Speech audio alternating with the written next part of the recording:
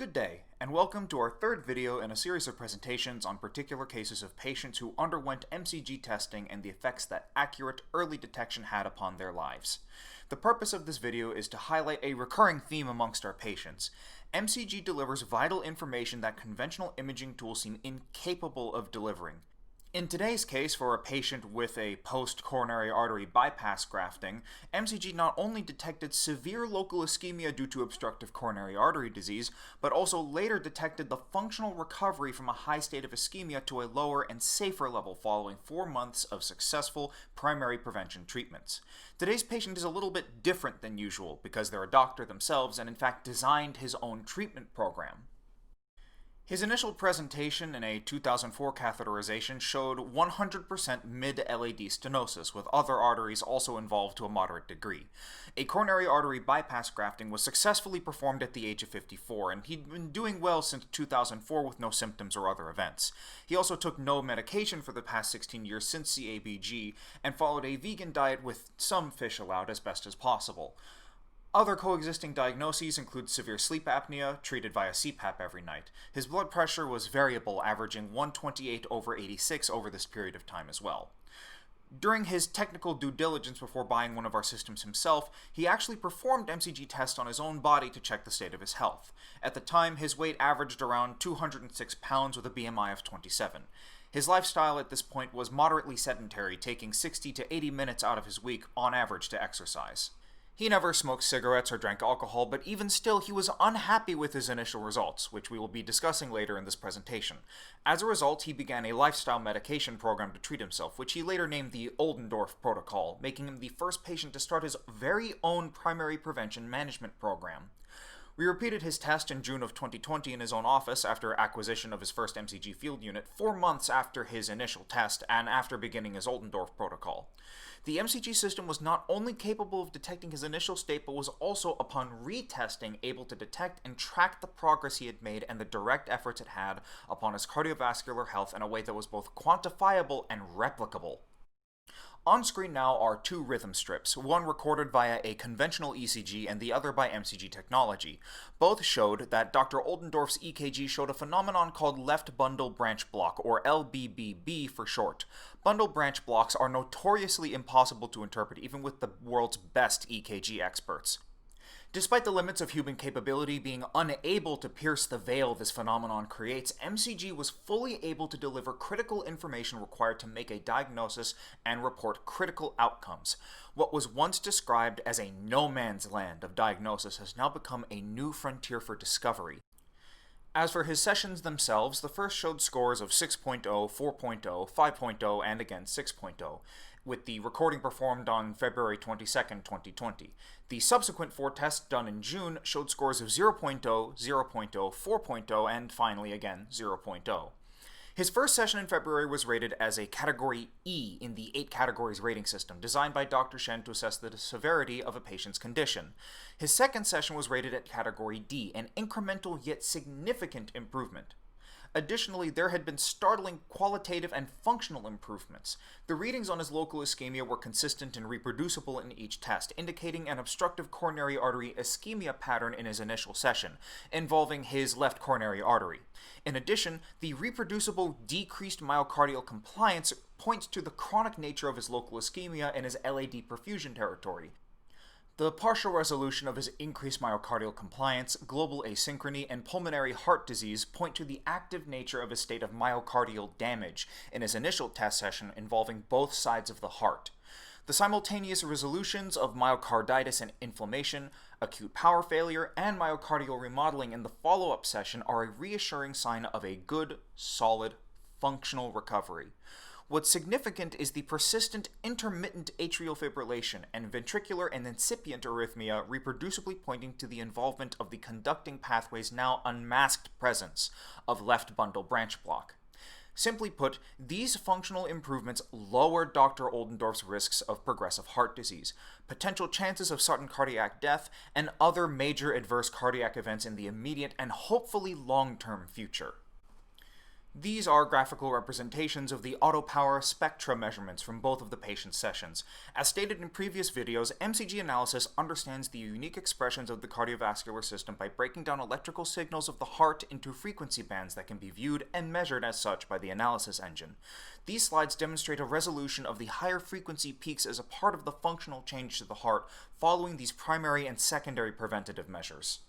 Moving along to his phase angle shift visualization, the initial test expressions shown are abnormal at best. His post-treatment analysis, meanwhile, shows dramatically improved expressions and also shows that his mainly obstructive coronary ischemia-induced myocardial abnormalities still remain with some minor and subtle changes.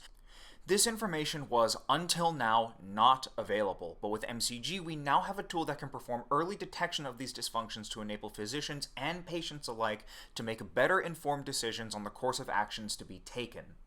This function, impulse response, is useful for looking at the response of the system to an internal or external stimulus. It can be used to measure the myocardial compliance, for example. When it is increased, this may indicate acute myocardial damage or myocarditis to ischemia. When decreased, it may indicate myocardial hypertrophy or increased stiffness of the myocardium due to hypertensive heart disease is one such example. Using this function, we can evaluate various arrhythmias and discover that certain mathematical elements are vital to the quantitative assessment of a patient's overall functional status, which we call disease severity scoring. The improvements around the center peaks are visible and reassuring for Dr. Oldendorf indeed. The significant improvement of the expressions on his transfer functions shown from his past session also denote the functional reversal of his previously dim outlook from his initial pretesting session. Focusing now on cross-correlation, when we see the peaks here in the result graph generated, the first session shows a triangular wall, while the second shows the results of the treatment returning to a more normal pattern. These colored heat maps, as before, are the visualization of the mathematical outputs of the functions used in MCG analysis, acting as both a gateway and a clear visual indicator of progress towards the treatment of one's cardiovascular system. In a way, these panels are unique to each individual, like taking a metaphorical picture of one's heart and with regular routine testing can act as a before and after comparison image of one's recovery. And finally, these mathematical structural elements matrices collect the results of the functions described before to create these patterns. All these measurements and computations are automated and completely handled by the analysis engine without the need for laborious and time-consuming and oftentimes boring human labor.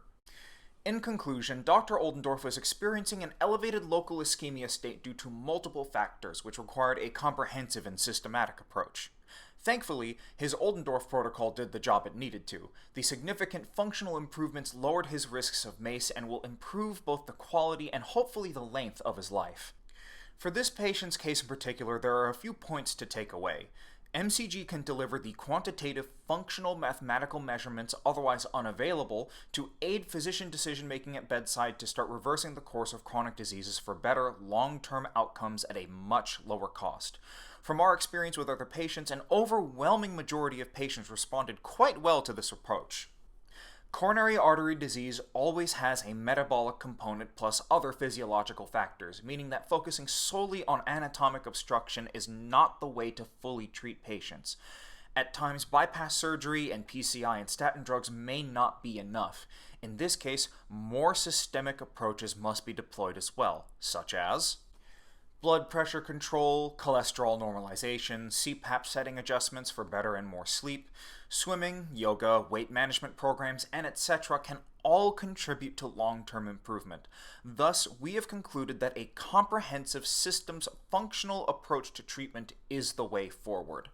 The Medicare directors of Highmark Medicare were correct. MCG should be used as the first diagnostic tool to replace the less accurate, costly, time-consuming stress imaging tests like nuclear, echo, EKG stress, CTA, and beyond for a multitude of reasons, including lowering the number of false positive and false negative cases, avoiding high costs and time required to undergo the smorgasbord of imaging tests, MPIs, CTAs, PET scans, coronary angiographies, and other occasionally invasive procedures, along with lowering patient exposure to radiation and renal toxicity due to IV contrast materials, and providing timely, trackable, and effective primary preventative treatments and interventions that can surely save lives.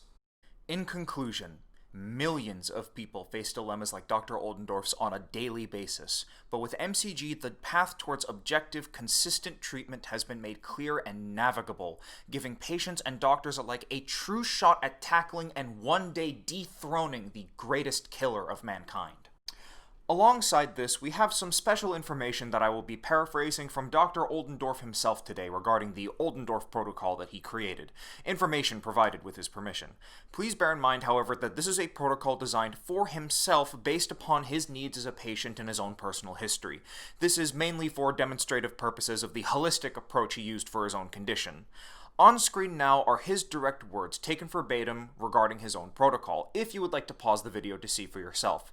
His protocol required him to do the following: take 5 mg of rosuvastatin, 10 mg of ezetimibe, 2,500 units of vitamin D, and 200 mg of CoQ10 daily, along with swimming for 150 minutes a week, regular practice of visualization yoga, and taking part in the Optavia weight loss program to lose 26 pounds in 4 months, alongside optimizing CPAP settings to achieve an AHI of less than 2 on average, and have an average length of sleep of 7.5 hours per night, increasing his usual pattern by 30 minutes. In this time, his vitamin D levels increased from 22 to 32, his HDL from 42 to 54, and his cholesterol decreased from 142 to 105. A point he would like us to put particular emphasis on is that the information that led to his decision to create and follow this protocol would have been entirely unavailable to him using regular tools. For 12 years throughout follow-up testing, normal diagnostic modalities failed to detect any of his underlying issues. Had he not undergone MCG testing, the above protocol would never have happened, and he would have remained at significantly increased risk of MACE. And finally, he would like to bring up the fact that despite already following a vegan lifestyle, he still needed to undertake the above-mentioned efforts to take care of his cardiovascular health. While we believe that diet is an important factor in the care of one's body, our system has found mathematically that more has to be done to provide adequate primary prevention of MACE.